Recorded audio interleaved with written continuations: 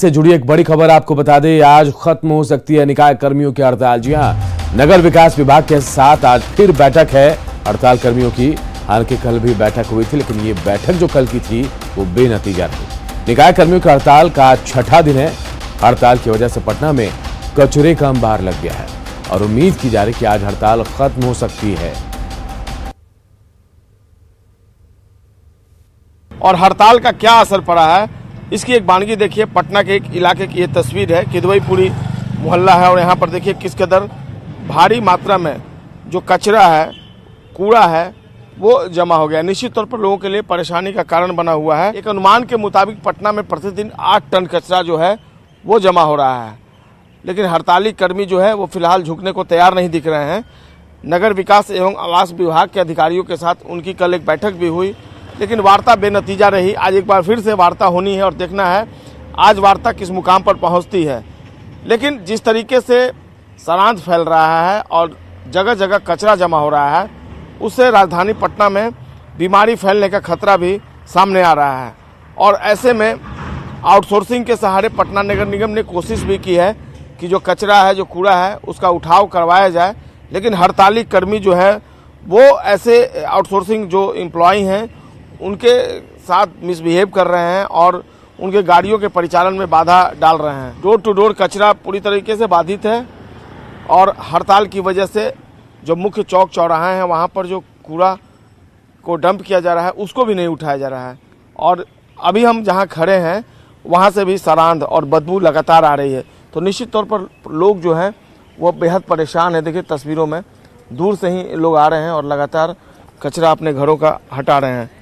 और ये परेशानी पटना के हर एक घर की हो गई है और लोग इसी तरीके से परेशान दिख रहे हैं। डोर टू डोर कचरा वाले नहीं आ रहे हैं आपके? नहीं आ रहे हैं कचरा वाले। हाँ, कचरा एकदम महक रहा है सब। इससे बीमारी के बहुत बड़ा घर है।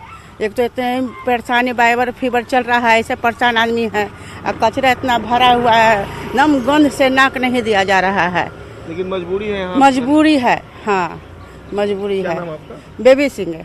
बेबी सिंह जी हैं, बता रही हैं कि रहना घर में कितना मुश्किल हो गया है और मानती हैं कि वायरल फीवर चल रहा है और इसमें सरांध की वजह से रहना 1 मिनट भी मुश्किल है, लेकिन मजबूरी है, घर में कचरा रख नहीं सकते हैं तो यहाँ का डाल रहे हैं इस भरोसे कि कोई तो नगर निगम की तरफ से आएगा। लेकिन फिलहाल नगर निगम की तरफ से कोई नहीं आ रहा है और तस्वीरें राजधानी पटना में हर चौक चौराहे पर कुछ इस तरह से ही दिख रही हैं। कैमरा पर्सन बनी जुनेजा के साथ संजय कुमार, न्यूज़ 18 पटना। केरल और महाराष्ट्र में कोरोना के आंकड़े बढ़ने के बाद बिहार भी अलर्ट मोड पर आ गया है।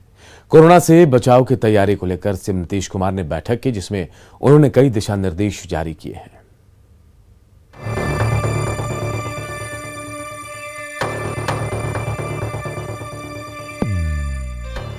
केरल और महाराष्ट्र में लगातार बढ़ रहे कोरोना वायरस के मामलों से देश में तीसरी लहर की आहट अब सुनाई देने लगी है। बढ़ते आंकड़े इस बात के सबूत हैं कि ढिलाई की कोई जगह नहीं हो सकती। कोरोना जांच, टीकाकरण और बच्चों में फैल रहे वायरल बुखार से बचाव को लेकर मुख्यमंत्री नीतीश कुमार ने अधिकारियों के साथ हाई लेवल मीटिंग की। इस बैठक में स्वास्थ्य मंत्री मंगल पांडे भी शामिल थे। समीक्षा बैठक में सीएम नीतीश कुमार ने कई अहम निर्देश जारी किए, जिसमें मुंबई, केरल, तमिलनाडु से आने वाले लोगों की जांच हो, बस स्टैंड, रेलवे स्टेशन पर यात्रियों पर नजर रखी जाए, कोरोना जांच एक दिन में 2 लाख तक की जाए, ग्रामीण क्षेत्रों में टीकाकरण अभियान में तेजी लाई जाए, शहरी क्षेत्रों में 100% टीकाकरण का लक्ष्य पूरा हो, वायरल बुखार को लेकर अलर्ट और एक्टिव रहे, अस्पतालों में बच्चों के इलाज की दवा उपलब्ध हो, बच्चों के इलाज में कोई कोताही न बरते, वायरल बुखार से बचाव की जानकारी दें। जो अभी बच्चों के वायरल फीवर के संबंध में जानकारी आ रही है, उसकी पूरी विस्तार से जिलावार उन्होंने समीक्षा की। सभी मेडिकल कॉलेजों के हॉस्पिटल्स की स्थिति उन्होंने जानी। कुल कितने बच्चे विगत 15 दिनों में अस्वस्थ हुए हैं, कितने बच्चे स्वस्थ होकर घर गए, उनका उपचार कैसा चल रहा है, ट्रेंड कैसा है। और हम लोगों ने उसमें ये पाया कि पिछले 2-3 दिनों से बुखार का जो ट्रेंड था उसमें थोड़ी कमी आई है। जाहिर है ये वक्त एहतियात बरतने का है, सावधान रहने का है, क्योंकि इस वक्त सावधानी ही सबसे बड़ा हथियार है। पटना से न्यूज 18 के लिए शैलेंद्र कुमार की रिपोर्ट। 7 नदियों से घिरे खगड़िया में एक और जहां कोसी और बागमती नदी खतरे के निशान से ऊपर बह रही है, तो वहीं दूसरी ओर गंगा और बूढ़ी गंडक नदी के जलस्तर में कमी आने के बाद लोगों को थोड़ी राहत मिली है। लेकिन कई इलाके ऐसे हैं जहां के लोग साल में 8 से 9 महीने तक नाव और चौचरी पुल के सहारे रहते हैं। मानसी प्रखंड के मथार, एकनिया, टीकारामपुर सहित ऐसे ही गांव हैं जहां आने जाने के लिए नाव ही एकमात्र सहारा है। लोगों की परेशानियों का जायजा लिया हमारे सहयोगी दिग्विजय कुमार ने। खगड़िया में गंगा नदी के जलस्तर में कमी आई है, लेकिन उसके बावजूद भी जिले के कई ऐसे इलाके हैं जहां पर नाव ही एक आवागमन का एक मुख्य साधन बना हुआ है। अभी हम खड़े हैं खगड़िया के मानसी प्रखंड के मोटिहानी गांव के पास में, जो आप साफ तौर पर यहां देख सकते हैं कि लोग नाव के सहारे यहां पर आवागमन कर रहे हैं। ये जो पूरा इलाका है, मथार दियरा हो गया, कन्या, टीकारामपुर सहित कई जो गांव है, उसके आने जाने के लोगों को एकमात्र साधन नाव ही बना हुआ है और काफ़ी जान जोखिम के सहारे ये लोग आवागमन यहाँ से नाव से करते हैं। लेकिन बिहार सरकार के द्वारा जो यहाँ पर पुल निर्माण का कार्य शुरू किया गया है वो पिछले 5 साल से अधूरा पड़ा हुआ है, जिसके कारण भी लोगों को काफ़ी परेशानी हो रही है। यहाँ से उस पार लोग जाते हैं टीकारामपुर जाते हैं तो उसको जाने के लिए दिक्कत हो जाता है, नाव चलता है, फिर भी बाढ़ में पानी यहाँ आ जाता है, सारे डूब जाता है, घर को ओलती तक पानी रहता है पहुंचा हुआ, तो लोग को दिक्कत होता है। मार्केट सबको होता है इसी पार, यदि इस पार नहीं आएगा तो खाएगा पिएगा क्या, सब उसका मार्केट यही है। जो भी कोई बीमार पड़ेगा तो कौन इलाज करेगा? डॉक्टर सर नहीं जाते हैं कहने के लिए, अतिरिक्त वहाँ पर स्वास्थ्य केंद्र है वहाँ कहने के लिए मजबूरी हो बताती है वो नर्स भी, और डॉक्टर तो का तो सवाल पैदा नहीं है। यह पुल का टारगेट था 3-4 साल में पूरा हो जाएगा, लेकिन यहाँ 5-7 साल बीत रहा है, कोई ध्यान नहीं दे रहा है। कोरोना के चलते बोलता है बंद है, कभी बाढ़ आ गया, कभी वर्षा उतर गया, पहले से काम चालू ही नहीं करता है, ढंग से काम ही नहीं कर रहा है। अगला साल भी नाव डूब गया, 20-25 आदमी उसमें डूबा है। ये आप साफ तौर पर देख सकते हैं कि जो दियारा इलाके के जो लोग हैं वो नाव से आवागमन कर रहे हैं।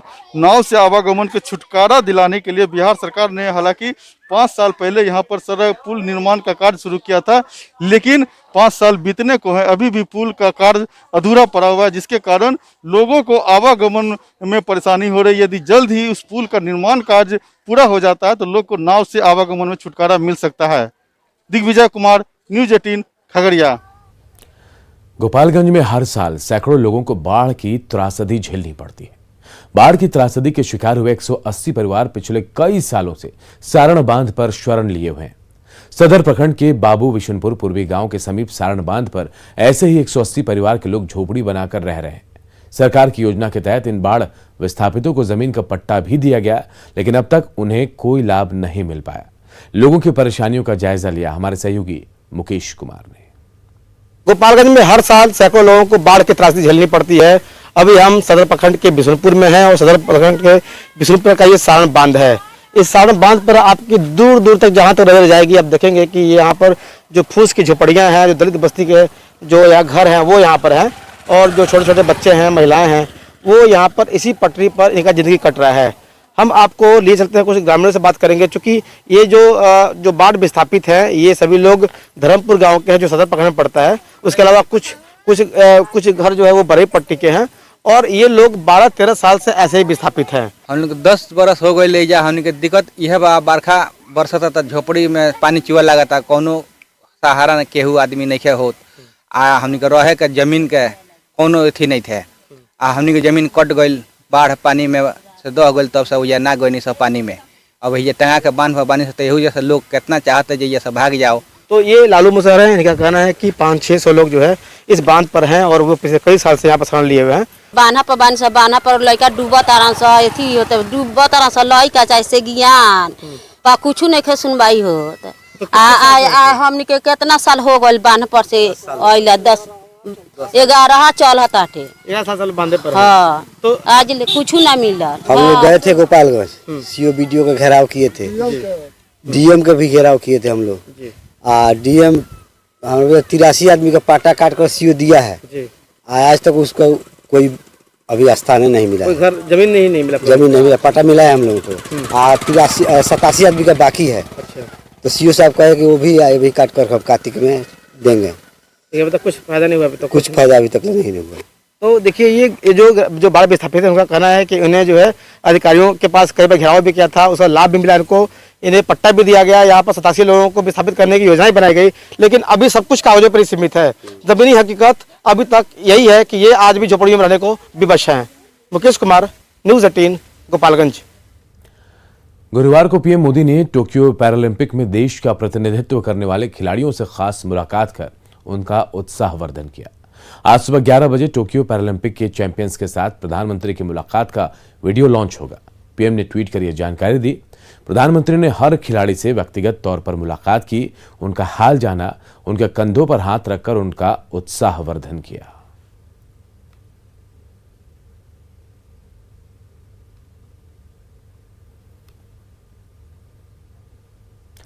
देखिए, हमारे चैंपियंस के साथ एक खास बातचीत, जिन्होंने टोक्यो पैरालंपिक गर्व और गौरव वापस लेकर जो आए हैं। आज 11 बजे हमारे पैरा एथलीटों के साथ दिलचस्प बातचीत देखिए। यही वो ट्वीट जो प्रधानमंत्री नरेंद्र मोदी ने की है और पैरालंपिक के जो चैंपियन है, जिन्होंने देश का नाम रोशन किया, उनके साथ मुलाकात का वीडियो आज 11 बजे रिलीज किया जाएगा।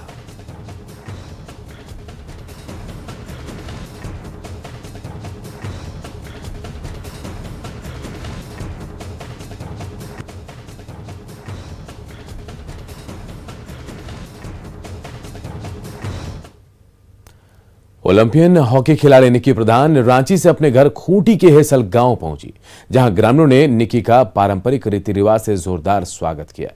निकी ने भी अपने गांव के सभी लोगों से मुलाकात की। दरअसल निकी टोक्यो ओलंपिक खेलने के बाद पहली बार अपने गांव पहुंची थी। 2 बार ओलंपिक खेलने वाली निकी अपने चारों बहनों और भाई के साथ गाँव पहुंची थी। गाँव में निकी ने बॉयज और गर्ल्स हॉकी टीम को खेलने के लिए हॉकी किट भी गिफ्ट किया। गाँव में करीब 5 घंटे रहने के बाद निकी वापस रांची लौट आई।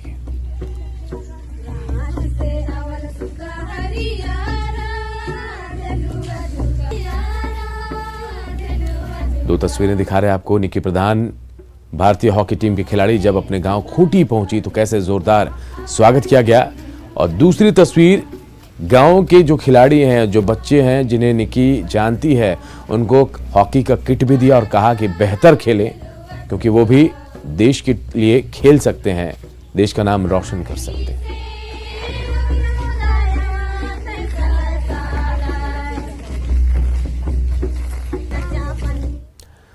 पटना के दीघा और राजीव नगर इलाके में आवास बोर्ड की जमीन का विवाद एक बार फिर से उलझता नजर आ रहा है।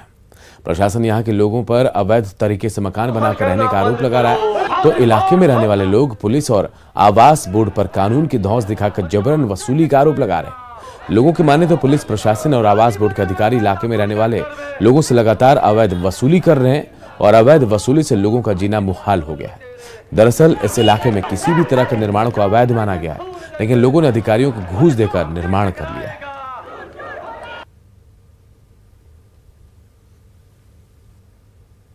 आज भी राजीव नगर में पैसा देके बन रहा है, पैसा के बल पर बन रहा है, और उसमें दोनों आवास बोर्ड और थाना की मिलीभगत से, हम कहना चाहेंगे, समझा क्या ना, दोनों के मिलीभगत से ये कारनामा हो रहा है। पैसा लेता है, डराता धमकाता है, और यही प्रक्रिया उसका रहा है। तो हम लोग डर जाते हैं। बहुत अथी करने के बाद घर बनाए हैं। जी नहीं, कोई गलत नहीं किए हैं, लेकिन वही उसका प्रक्रिया बन चुका है। डरा देता है, पुलिस वाले को भेज देता है, पुलिस वाले आ जाते हैं, पैसा वसूल लेते हैं, बगल वाले का काम होने लगता है, वो पैसा देकर चला जाता है। इतनी जनसंख्या अवैध माने जमीन पर कैसे बस गई? पहला प्रश्न हमारा है कि इतनी जनसंख्या अवैध अगर है तो कैसे बस गई? सरकार का सहयोग मिला, यहाँ बिजली मिल रहा है, पानी मिल रहा है, वोट का हमको अधिकार मिला हुआ है, हम टैक्स देते हैं कॉर्पोरेशन के, तो हम अवैध कैसे हैं? कि आए दिन पुलिस और आवास बोर्ड के इंजीनियर दोनों मिल करके यहाँ पर आर्थिक अवैध वसूली करते हैं। चाहे घर बनाने वाले हों या जिनका घर वर्षों से बना हुआ, उसमें कुछ एक्सटेंशन का काम हो रहा हो, चाहे रिनोवेशन का काम हो रहा हो, आए दिन अवैध वसूली करते रहते हैं। और इधर पुलिस प्रशासन ने लोगों की अवैध वसूली के आरोप को खारिज कर दिया है, तो आवास बोर्ड के अधिकारियों ने इस पर चुप्पी साध ली है। उसमें पुलिस का लिमिटेड पुलिस का 0 रोल है, तो जिसमें मेरा रोल नहीं है उसमें मैं बयान कोई रोल नहीं है, कोई रोल नहीं है। आवास बोर्ड केस करेगा तो करेगा, नहीं करेगा तो नहीं करेगा। उसमें पुलिस बदमाशी करती है, तो बदमाशी इलेजिटिमेट है, तो उसमें लेजिटिमेट पर्सन का क्या बयान आएगा? बात समझ रहे हैं? जैसे थाना में FIR होता है, FIR नहीं होता हम बयान दें, FIR में क्या करता हम बयान दें, लेकिन आवास बोर्ड के जमीन पर कोई भी कार्रवाई न पुलिस करवाना है न पुलिस को रोकना है। रोकने के लिए तो बोला गया रोक दीजिए भाई, लेकिन लेजिटिमेसी नहीं है। आवास बोर्ड के SDO को सारा काम कराना है। राजीव नगर इलाके में रहने वाले लोगों का आरोप है कि पुलिस प्रशासन और आवास बोर्ड के लोग समय समय पर उनका भयादोहन कर रहे हैं, उन्हें नोटिस थमाकर प्रताड़ित किया जा रहा है। लेकिन यह बात भी सही है कि राजीव नगर में जो लोग रह रहे हैं वे फिलहाल अवैध तरीके से ही यहाँ निवास कर रहे हैं, और ऐसे में प्रशासन कार्रवाई करता है तो उस पर आरोप लगना तय है। लेकिन सबसे बड़ी बात यही है कि अगर इस पूरे मामले में भयादोहन की बात आती है तो उसकी भी जांच होनी चाहिए। हालांकि पटना पुलिस प्रशासन के आलाधिकारी इस मामले में कुछ भी बोलने से बच रहे हैं। कैमरा पर्सन अजय दुबे के साथ संजय कुमार, न्यूज़ 18 पटना। और अब बात पंचायत चुनाव की।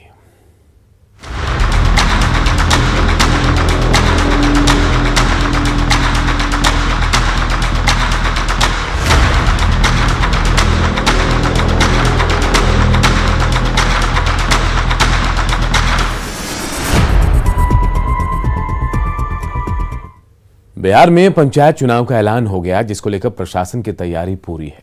लेकिन सिवान में नए परिसीमन होने के बाद कुछ इलाके हैं जो कट गए हैं। इस गांव के लोग इस बार वोट नहीं दे पाएंगे। शहर से सटे छपिया पंचायत के लोगों की मांग है कि उन्हें वोट का अधिकार मिले। वोट से वंचित गांव का जायजा लिया हमारे सहयोगी मृत्युंजय सिंह ने।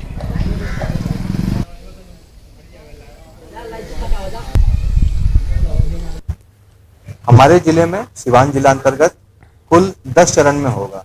राज्य निर्वाचन आयोग का जो प्रथम फेज है उसमें हम लोगों का कोई चुनाव नहीं है। Second phase onwards, second, third till 11th, दूसरे से 11वें तक में हमारे 10 चरण में कुल चुनाव होंगे। कुल 19 प्रखंड, 6 पद के लिए यहाँ पे चुनाव होने हैं। नए परिसमन होने के बाद सिवान जिला के कई ऐसे पंचायत है जो कटकर नगर परिषद क्षेत्र में चले गए हैं। ऐसे में छपिया पंचायत के सूरापुर का गांव है, जो कि 1, 9 और कई ऐसे वार्ड है जो कटकर नए परिसमन होने के बाद वो नगर परिषद क्षेत्र में चले गए, जहां के लोग वंचित हो गए। देख सकते हैं पूरा ये मुहल्ला है जहां सारे लोग अब इस मुखिया के चुनाव से वंचित रहेंगे। कोई यहाँ इस गांव का मुखिया नहीं होगा, वार्ड नहीं होगा। वार्ड सदस्य हैं जो कि वार्ड में ये वार्ड सदस्य हैं यहाँ के। तो अब क्या होगा चुनाव आप लोगों का? मैंने वार्ड सदस्य भमरानी है जी। अब से कट गई बावे।